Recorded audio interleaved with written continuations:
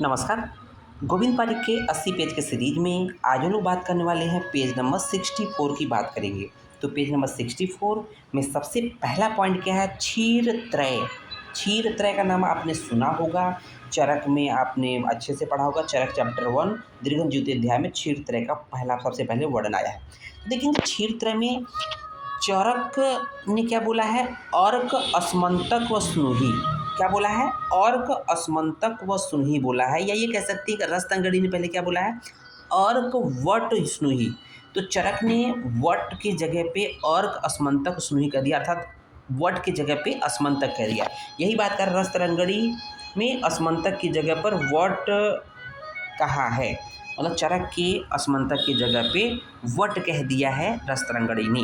बात समझ में आ गया होगा। उसको देखेंगे पर्याय रत्नमाला व द्रव्यगुण रत्नमाला के लेखक माधव कर हैं। देखेंगे दो माला है, पर्याय रत्नमाला और द्रव्यगुण रत्नमाला, दोनों के लेखक माधव कर हैं, जबकि गुण रत्नमाला के लेखक भाव मिश्र हैं। ठीक है। उसको देखेंगे कुछ इंपॉर्टेंट पॉइंट है जनपद ध्वंस से संबंधित। ठीक है ना। जो महामारी आती है, जैसे अभी कोविड इस समय आया, उसी तरह से पहले भी इस तरह की चीज़ें थी, जैसे प्लेग है ना। तो यहाँ पर देखेंगे एक है जनपदोध्वंस। जनपदोध्वंस का मतलब होता है कि जनपद मतलब पर्टिकुलर एक लोकल एरिया, एक पर्टिकुलर एरिया का विनाश हो जाना। ध्वंस का मतलब विनाश होना। तो क्या होगा कि जनपद, चरक ने इसको जनपदोध्वंस के नाम से वर्णन किया, चरक विमान स्थान में वर्णन किया है। ठीक है ना। उसमें योग और क्षेम का वर्णन आया है। बट सुश्रुत ने जनपदोध्वंस टर्म न कह के क्या बोला है? मरक बोला है। मरक बोला, मरक। ठीक है ना। कहाँ बोला? सूत्र 6वें चैप्टर के ऋतुचर्या अध्याय में मरक टर्म दिया है जनपदोध्वंस के स्थान पर।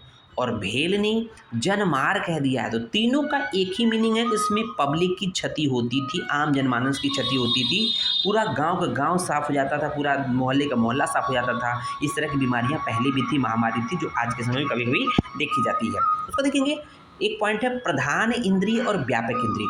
प्रधान इंद्री जो होती है चक्षुर इंद्री होती है, अर्थात नेत्र इंद्री होती है, जबकि व्यापक इंद्री मतलब संपूर्ण शरीर में व्याप्त कौन सा होता है? स्पर्श इंद्री।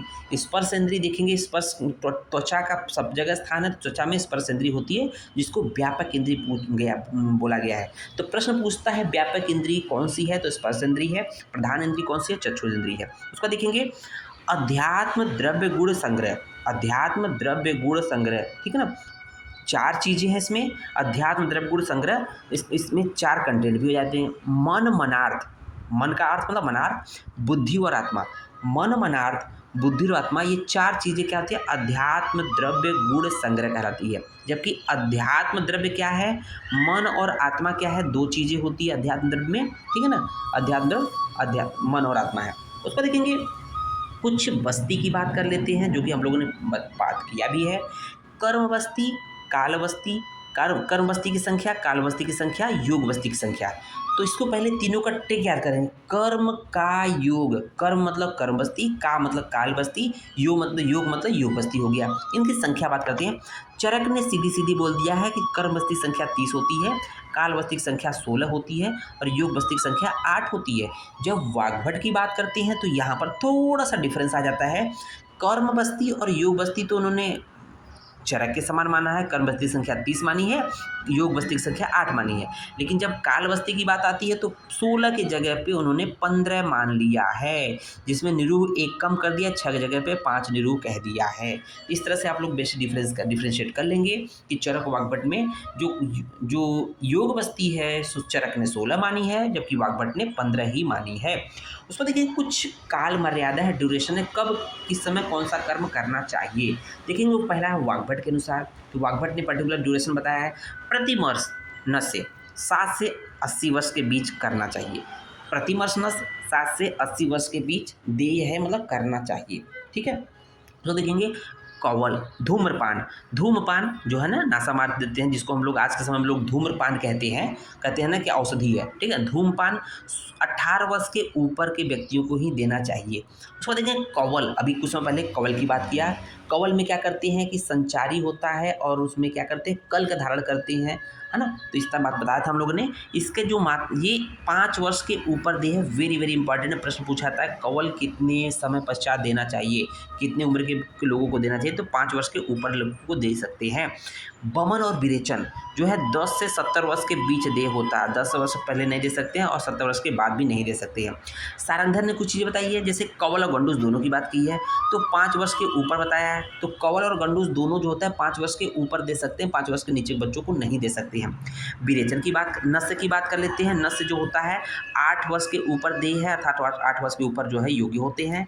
विरेचन की बात कर लेते हैं, 16 वर्ष के ऊपर देना चाहिए। स्त्री प्रसंग अर्थात मैथुन की बात कर रहा है, तो 20 वर्ष के ऊपर योग्य होता है। 20 वर्ष से पहले मैथुन जो प्रसंग, मैथुन या स्त्री प्रसंग वो नहीं होना चाहिए।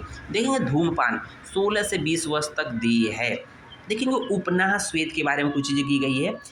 चरक ने निराग्नि स्वेद में काउंट किया है उपनाह स्वेद को, जबकि सुश्रुत ने साग्नि स्वेद के अंतर्गत रखा है। चक्रपाणी बोलते हैं कि आप लोग लड़िए नहीं, झगड़िए नहीं, हम इसको दोनों में काउंट करेंगे। अर्थात चक्रपाणी ने उपनाह स्वेद को साग्नि और निराग्नि दोनों में माना है, दोनों में जगह रखा कि यह नहीं, आप दोनों की बात सही है। उसको देखेंगे कि न्याय चंद्रिका, ठीक है ना, न्याय चंद्रिका या बृहत पंजिका जिसको बोलते हैं, गैदास के द्वारा मतलब रचित है, जो कि सुश्रुत संहिता पर निदान स्थान पर है। सुश्रुत संहिता के निदान स्थान पर जो है न्याय चंद्रिका है, बृहत पंजिका है, जो गैदास कृत है। उसको देखेंगे पदार्थ चंद्रिका जो है चंद्रनंदन कृत, चंद्रनंदन द्वारा रचित है, अष्टांग हृदय पर रचित है। और चरक चंद्रिका जो कि गैदास कृत है, गैदास द्वारा रचित है, चरक संहिता पर ये लिखी गई है।